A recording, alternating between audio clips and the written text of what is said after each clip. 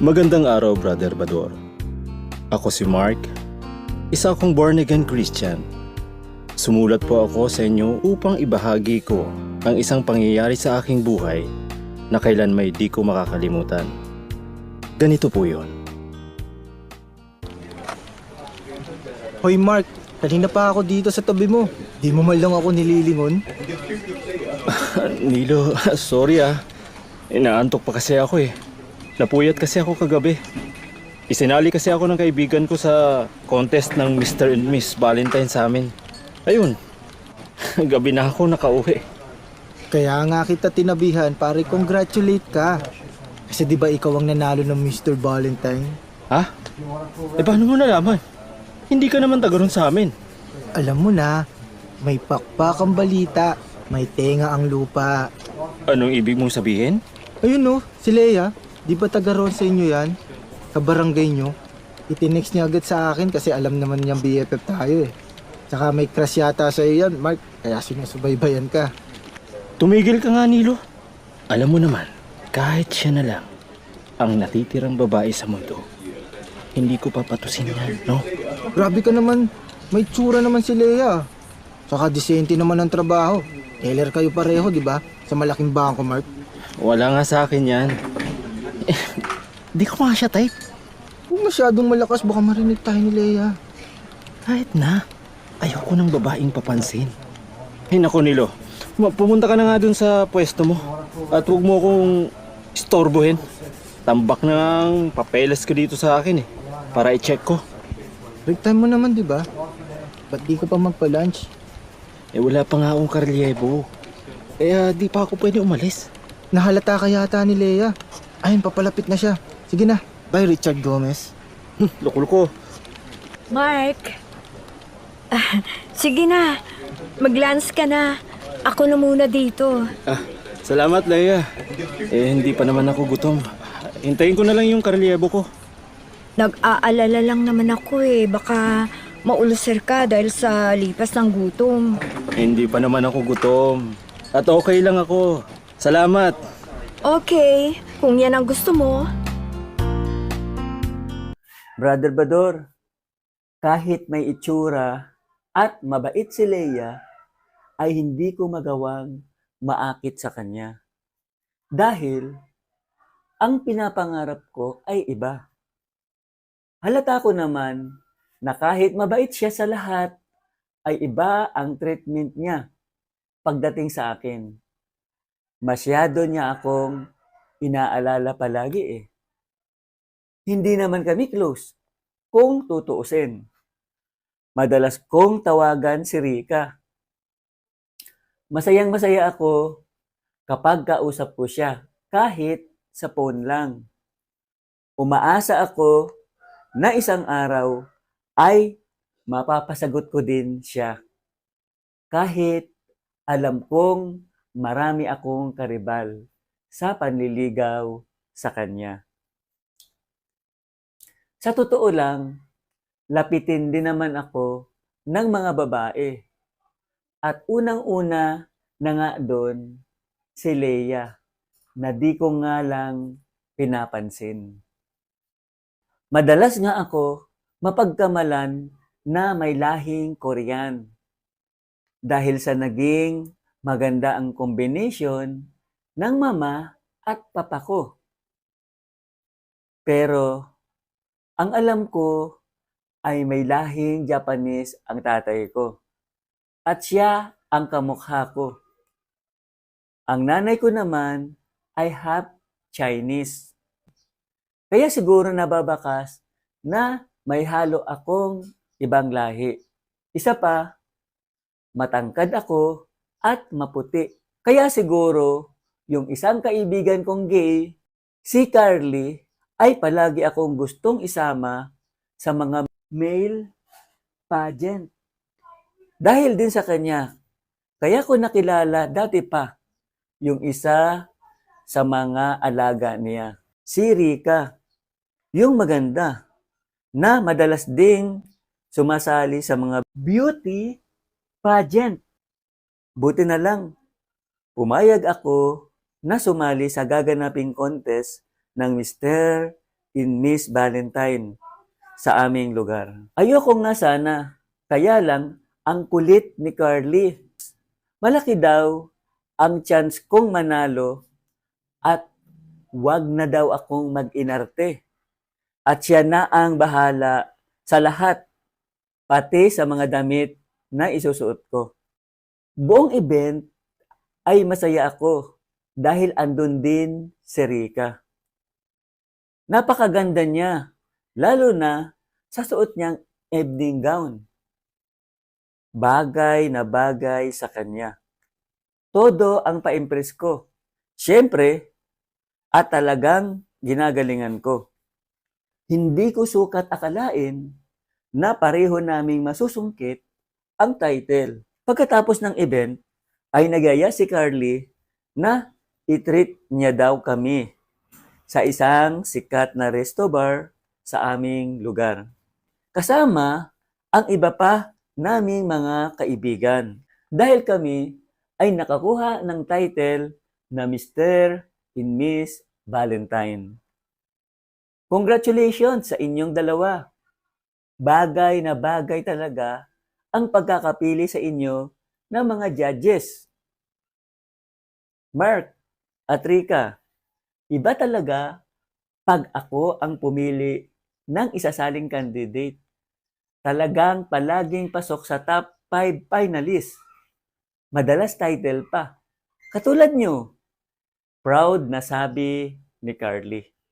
Walang mapagsidlan ang aking saya ng gabing iyon. Dahil bukod pa sa pagkapanalo, ay makakasama ko si Rika. Pagdating namin sa resto bar, ay magkatabi kami sa upuan. At todo asikaso ako sa kanya. Pansin ko naman na type din niya ako. At medyo close na din kami. Dahil madalas kaming nag-uusap sa telepono. Hindi ako papayag, Rika, na di kita mapasagot ngayong gabi at baka maunahan pa ako ng iba. Pabulong kong sambit. Nag-enjoy ang grupo at di namin namalayan ang oras at hating gabi na kami nakauwi. Bakit di mo naman pinagbigyan si Leia kahapon? Napahiya tuloy sa'yo yung tao. Yun tuloy, absent ngayon. Ayokong pinagpipilitan ng sarili niya, best friend. Di ko naman sinabing, Lea, dito ka nga muna. Gutom na ako eh. Bahala siya. Kahit na dead siya sa akin, di ko siya type. Naku Mark, hindi magandang trato mo sa kanya. Kahit ganyan ang tao, pasalamatan mo. Ikaw na nga lang ang inaalala ng tao, tapos ganyan ka pa. Nagpasalamat naman ako sa kanya, friend. Ikaw talaga. Ikaw yata ang may crush kay Leia eh. Alam ko Mark, si Miss Valentine, napasagot mo na kaya ganyan ang pakita mo kay Leia. Ang bait nga ni Leia eh. Ang galing mo talaga, Nilo. Marites ka pa. Kalalaki mo tao. Kanino mo na naman nalaman yan? Kay Leia na naman. Hindi ah. Siyempre sa ibang dyaryo naman. Tsaka hindi naman ganun kamarites si Leia. Disente naman yan. Natuwa lang siya kaya binalita niya tungkol sa'yo. Halika na, sabay na tayo mag-lunch. Balitaan mo ako tungkol kay Miss Valentine's ha. Yan ang gusto ko sa'yo, Nilo eh. Marites ka talaga. Kaya minsan, nagdududa ako sa gender mo eh. Loko-loko, halika na nga. Buong akala ko ay talagang akin lang ang atensyon ni Rika dahil JF ko na siya. Hindi pala ganun. Dahil iba pala ang ugali niya.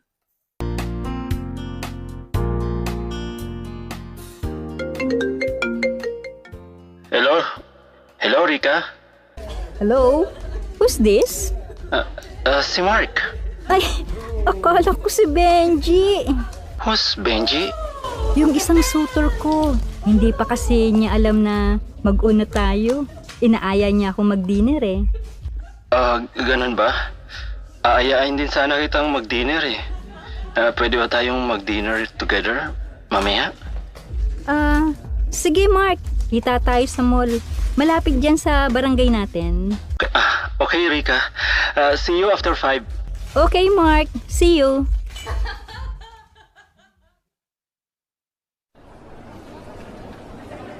Dito na ako sa may entrance ng mall.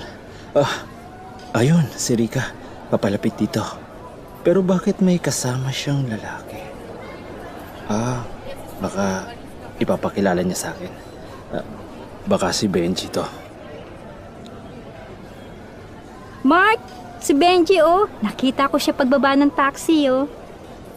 Hi, Benji. Nice meeting you. Nice meeting you too. Oh, I'm sorry, Rika. Benji, I have to return to my office. May nakalimutan ako eh. Yun. Okay. Okay, Mark. Ingat. Thank you. Dismayado ako, Brother Bador. Sino ba naman ang matutuwa sa ginagawa niya? Tinawagan ko si Rika nung gabing iyon. Kinausap ko siyang mabuti at sinabi kong last na tawag ko na yon sa kanya.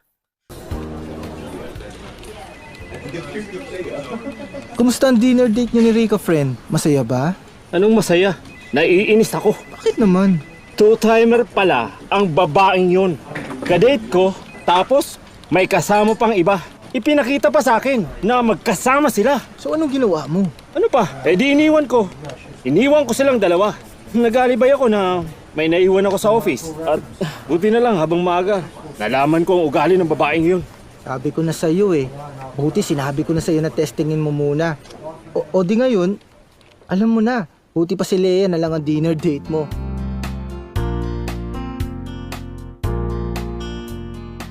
Noon ko palang naisip ang kabutihan na ipinapakita sa akin ni Leia. Tama nga si Nilo.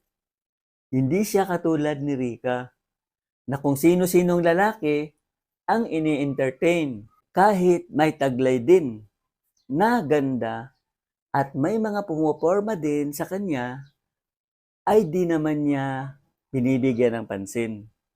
Siguro nga dahil ako ang gusto niya. Kahit nararamdaman ni Leia na di ako interesado sa kanya, ay di siya nagsawang iparamdam sa akin na meron siyang pagtingin. Hanggang sa naisip kong yayain siyang mag-dinner para mas makilala ko at maiparamdam ko din sa kanya na na-appreciate ko na siya. Kaya nung sinubukan kong yayain siyang mag-dinner, ay hindi siya halos makapaniwala. Nakita ko ang ningning sa kanyang mga mata. Hi, Leia. Good morning. Oh, hi, Mark. Good morning. May problema ka ba, Mark? Meron, Leia. Ano yun, Mark? May maitutulong ba ako? Problema ko kung sasama ka ba sa akin mamaya. Mag-dinner tayo sa labas. Ha? Mark, are you kidding? No, I'm not, Leia. Are you willing to have dinner date with me? Yes, Mark. Hindi ikaw ang tinatanong ko, Nilo. Ang kaso narinig ko eh. Leia, Oo na, Mark. Huwag kang mag-alala, Mark. Dinner date niya lang yan. Di ako sasabit. loko-loko.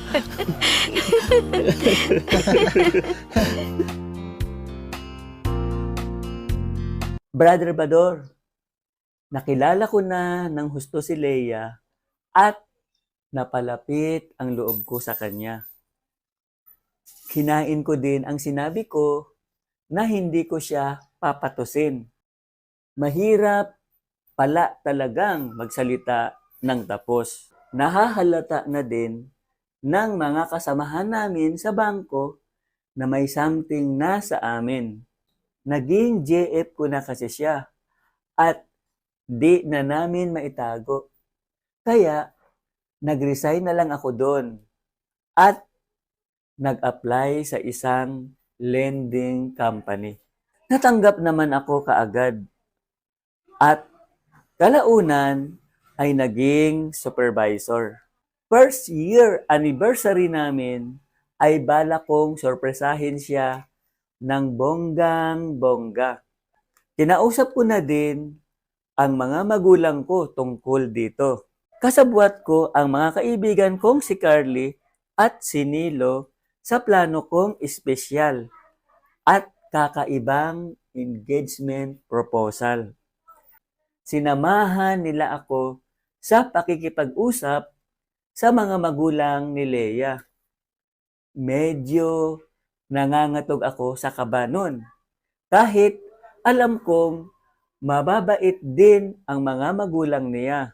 Dati, pinagtatawanan ko lang ang iba kong kaibigan kapag nasa ganitong sitwasyon at kabang-kaba. Yun pala, ako din. Ganon pala talaga siguro dahil sa respeto ko sa mga magulang ni Leia. Naging matagumpay naman ang lahat.